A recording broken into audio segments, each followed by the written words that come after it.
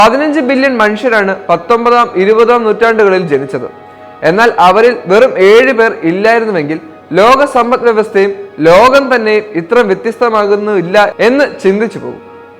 Adolf Hitler, Joseph Stalin, Mao സെങ് Tung, Gavrilo Princip, Thomas Edison, Bill Gates, Martin Luther King, ഇതാണ് ഏറ്റവും നല്ല list എന്ന് ഞാൻ അവകാശപ്പെടുന്നില്ല. എന്നാൽ ഈ 7 പേർ തങ്ങളുടെ മുദ്ര ഈ ലോകത്ത് പതിപ്പിച്ചില്ലായിരുന്നുവെങ്കിൽ രാജ്യാതിർത്തികൾ മുതൽ സാമ്പത്തിക ശാസ്ത്രങ്ങളും സാങ്കേതിക സാമൂഹിക പെരുമാറ്റ ചട്ടങ്ങളും വരെ ഇന്ന് വ്യത്യസ്തമാകുമായിരുന്നു. വേറൊരു തരത്തിൽ പറഞ്ഞാൽ ഏകദേശം 0.0000000004% ആളുകളാണ് ലോകത്തിന്റെ ഗതിവിധികളെ കഴിഞ്ഞ നൂറ്റാണ്ടിൽ നിയന്ത്രിച്ചിരുന്നത്. ഇത് തന്നെയാണ് പദ്ധതികൾ, കണ്ടുപിടുത്തങ്ങൾ, സംഭവങ്ങൾ എന്നിവയുടെ കാര്യത്തിൽ സംഭവിക്കുന്നത്. താഴെ പറയുന്ന സംഭവങ്ങൾ ഒഴിവാക്കിക്കൊണ്ടുള്ള കഴിഞ്ഞ നൂറ്റാണ്ടുകളെ പറ്റി ഒന്ന് ഓർത്തു നോക്കൂ. ആഗോള സാമ്പത്തിക മാന്ദ്യം, 2ാം ലോക മഹായുദ്ധം, ദ മൻഹട്ടൻ പ്രോജക്ട്, വാക്സിനുകൾ, ആന്റിബയോട്ടിക്കുകൾ, അർപ്പാനെറ്റ്, സെപ്റ്റംബർ 11 സോവിയറ്റ് യൂണിയന്റെ പതനം, 20-ാം നൂറ്റാണ്ടിൽ എത്രയെല്ലാം പദ്ധതികൾ സംഭവിക്കുന്നുണ്ട്. ഇതെല്ലാം എങ്ങനെ അരങ്ങേറി? ബില്യനുകളോ അതോ ട്രില്യനുകളോ? ആർക്കറിയാം. എന്നാൽ മുകളിൽ പറഞ്ഞ 8 എണ്ണമാണ് ലോകഗതിയെ സാരമായി ബാധിച്ചിട്ടുള്ളത്. ഒറ്റപ്പെട്ട സംഭവങ്ങളെ അവഗണിക്കാൻ പ്രേരിപ്പിക്കുന്ന ഒരു സംഗതി ഇത്തരം സംഗതികൾ എങ്ങനെ കൂട്ടുകൂടുന്നുവെന്ന് കാര്യം മറക്കുന്നതാണ്. ഉദാഹരണത്തിന് ഫെഡറൽ റിസർവിന് പലിശ നിരക്കുകൾ കുറയ്ക്കാൻ എങ്ങനെ പ്രേരിപ്പിച്ചു? അതെങ്ങനെ ആ ഹൗസിംഗ് ബബിൾ എന്ന പ്രതിഭാസത്തിലേക്ക് എത്തിച്ചു? അതിന്റെ ഫലമായി സാമ്പത്തിക പ്രതിസന്ധി എങ്ങനെ ഉണ്ടായി?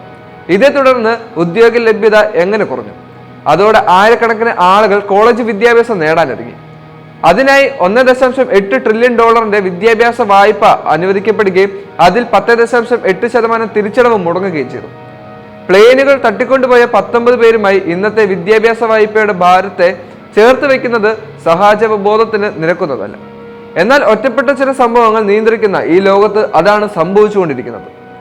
ഓരോ നിമിഷത്തിലും ആഗോള സാമ്പത്തിക മേഖലയിൽ സംഭവിക്കുന്ന ഭൂരിഭാഗം കാര്യങ്ങളും മുൻപ് നടന്ന ഒരു കൂട്ടം സംഭവങ്ങളുമായി ബന്ധിപ്പിക്കാം. അവയൊന്നും തന്നെ മുൻകൂട്ടി പ്രവചിക്കാൻ പറ്റുന്നവയല്ല. സാമ്പത്തിക ചരിത്രത്തിന്റെ സുപ്രധാന കഥാവസ്തു അവിചാരിതമായ സംഭവങ്ങളാണ്. ഇത്തരം അവിചാരിതമായ സംഭവങ്ങൾ ഉടലെടുക്കുന്നത് നമ്മൾ പിന്തുടരുന്ന മാതൃകകൾ തെറ്റായതുകൊണ്ടോ നമ്മുടെ ബുദ്ധിശക്തി മോശമായതിനാലോ ആണ്. അഡോൾഫ് ഹിറ്റ്ലറിന്റെ മാതാപിതാക്കൾ അയാൾ ജനിക്കുന്നതിന് 9 മാസം മുമ്പ് അന്നാണോ അയാളുടെ അമ്മ അയാളെ ഗർഭം ധരിച്ചത് എന്നെല്ലാമുള്ള പോലെയുള്ള ദേവതത്വങ്ങളെ തന്നെയാണ്.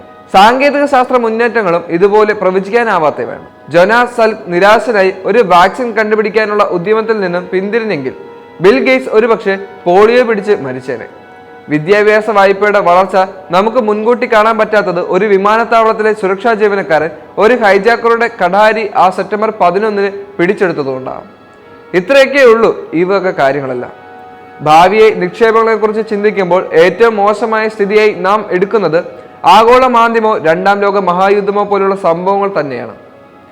ആ സുപ്രധാന സംഭവങ്ങൾക്കൊന്നും തന്നെ മുൻഗാമികൾ ഉണ്ടായിരുന്നില്ല. അതുകൊണ്ട് മുൻപ് നടന്ന ഏറ്റവും മോശം നല്ല സംഭവങ്ങൾ ഇനി നടക്കാൻ പോകുന്നത് എന്ന് പറയുന്ന മോശം നല്ല കാര്യങ്ങളെ പോലെ തന്നെയായിരിക്കും എന്ന് പ്രവചിക്കുന്നവർ ചരിത്രത്തെ പിന്തുടരുകയല്ല ചെയ്യുന്നത്. പണ്ടുണ്ടാകാത്ത സംഭവങ്ങളുടെ ചരിത്രം ഭാവിയെ ബാധിക്കില്ലെന്ന് അവർ ഊഹിക്കുകയാണ് ചെയ്തുകൊണ്ടിരിക്കുന്നത്.